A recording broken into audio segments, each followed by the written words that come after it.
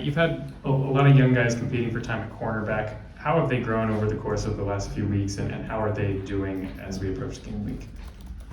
It's been really exciting. They've been growing ever since spring, really, and that's been the fun part of just kind of see where they were at in the spring, and then coming through the summer doing a good job, and then naturally get a chance to come out and compete here in fall camp. So they've done a really good job. It's been really exciting to see, and I'm really excited to see them get out and play here next Saturday. When it comes to being a first-year coordinator, even though you've been around the program, how do you kind of put your identity into the defense you want to see out on the field? Yeah, the big thing is getting our guys to play fast, physical for each other. That's been a big thing, getting guys to buy in. Hopefully when you get a chance to see us play, you get a chance to kind of see that imprint on the game, that our guys are playing fast, that they are playing physical, and that we're doing a great job of communicating and really playing for one another. And so hopefully that's what you'll get a chance to see our guys do. And I'm really excited about that. I'm excited about how our guys have really grown and really started to really become one unit. And that's what I'm really wanting them to do out there. And we got some transfers that are in, got some guys that have been around the program. So we're really gelling together well and really looking to play some great defense here at Kansas. And you mentioned the word communication. Who are the guys that have stood out to you that have been good communicators out in the field with so many transfers, as you mentioned? Yeah, a big thing about us on defense that we always stress communication. Even here in this meeting room that we have, we expect guys to speak at a volume that's acceptable. People who speak at a high volume usually produce confidence in the defense, so that's really good. In our meetings, our guys are expected to speak loud. So we start that in the meetings, in the classrooms, then it's on the field. Guys are constantly talking. So we got a lot of communicators. Our linebackers have to communicate. Our safeties got to communicate. Our corners. It's everybody out there, because the defense that doesn't communicate is a bad defense. So in order to be a great defense, you got to be one that communicates. And like I said, that's a part of us playing for each other.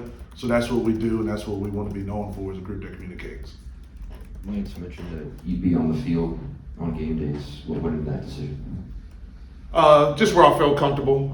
I really like to be down. I've been down there for most of my career, and I feel like I can call it from down there, get a chance to, with the tablets you got now, it's a little easier, especially coming from the NFL. We had tablets there, so you can really get the corrections you need to down there. You get a chance to look in the guy's eyes. If some type of injury happens, you can get to some of your adjustments a lot quicker. So I feel like I can get to my adjustments, and I just love to be around the guys and the atmosphere down there, and I think that's going to benefit us as a defense, and so that's what I needed to do.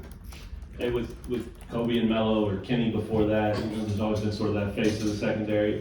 Did you have any conversations with Jaylen Todd? I mean, got here early, played early, is that dude that has maybe that potential. Did you guys ever talk about that for him, and or is that too early to do? Really, to talk with him is just trying to be the best version of Jaylen Todd that he can be, and if that is becoming, the vocal leader, then yeah, we will expect him to be that. And, he's more of a quiet kid, but he kind of leads by example. But there are some other guys who kind of stepped up and really became some vocal leaders. But, when something needed to be said, Jaylen spoke up with the group and said it, and he plays at such a high standard that he expects the other guys to do that. And that's what I really like about him. But Lyric's done a good job there. Landon Nelson has done a good job stepping in. Taylor Davis has done a good job in the back end doing some stuff. Saeed Gibbs is a vocal young man. The Dye brothers have done a great job. And like I said in the previous question, man, we expect our guys to communicate and lead. That's not something that's a given. That's something that they have to do. And that's demanded here. So we don't put that on just one guy.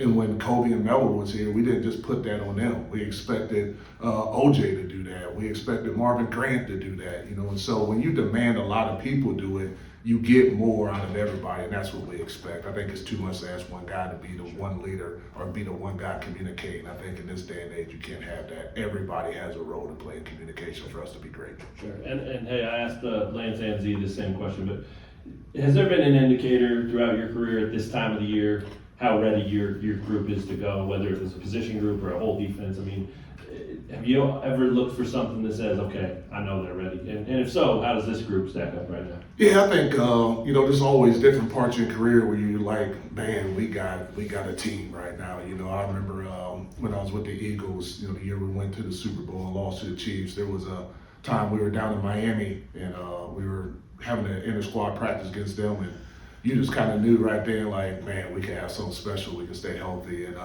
this group has really come together. And there's been some points in practice where you're like, man, we could be a really, really good defense. And you gotta have little things on your side of staying healthy and different things like that. But there's been some moments where we really done some really special things and really put a big smile on your face and get you excited. So hopefully we can carry that through and keep going and keep building now that we kind of transition into game time. But there are those moments where you're like, yeah, we got something special here and we need to keep building on this, keep growing, and as coaches keep fostering it.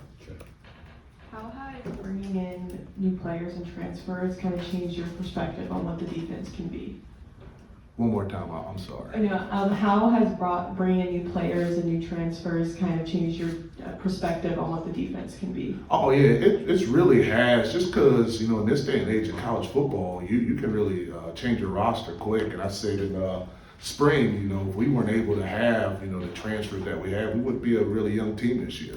But fortunately we were able to bring in some veterans that can help us in all three areas, which has been really good. And so we're able to infuse those guys in, and they're able to catch up with our culture and everything like that, and really infuse a lot of talent into this defense, which has been really good and really exciting. The biggest thing is really just a lot of depth and competition, which has been really fun this camp.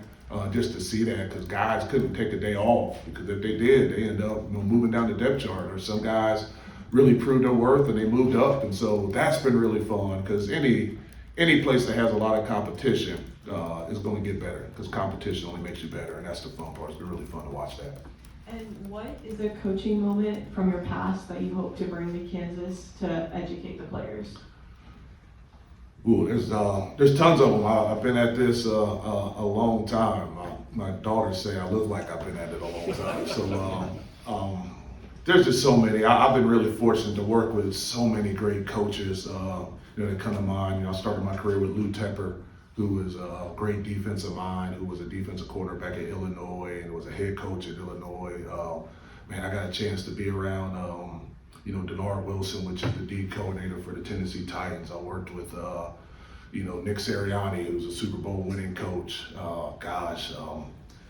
JG, who's the head coach at Arizona. Just so many guys have just poured into me and taught me so many things that I look forward to just bringing all those experiences to guys. I loved it last year, being able to pour into those DBs that's playing in the NFL now, and just continue to pour little lessons into all those guys. That's the thrill of coaching. It's just be able to pass on the knowledge that you have. It's not about how much I know, it's how much I can pass on to the guys. And that's been really fun. And the biggest thing about this year is getting those seniors to play their best football before they leave. So all the things I have with them, I just want to pour into the guys so they can leave this place playing the best football they can. A couple of quick things on the defensive line. First of all, everyone's spoken really highly of Leroy Harris and how he's played since arriving. I'm just wondering, what have you seen from him since he came on campus and now has put himself in the position to play?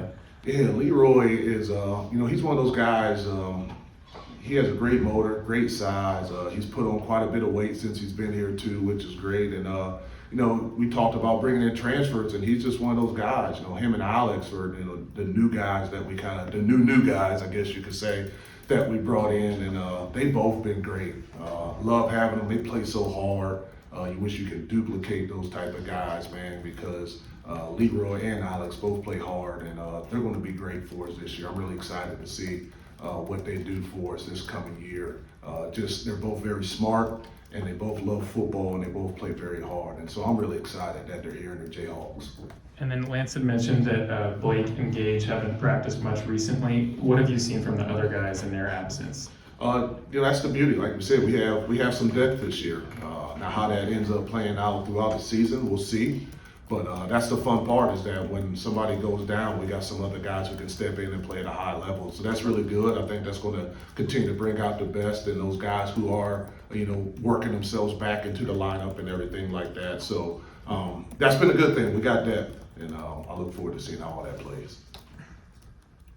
Anything else for Coach McDonald? All right. Thanks, everyone. Thank you, guys. Thanks.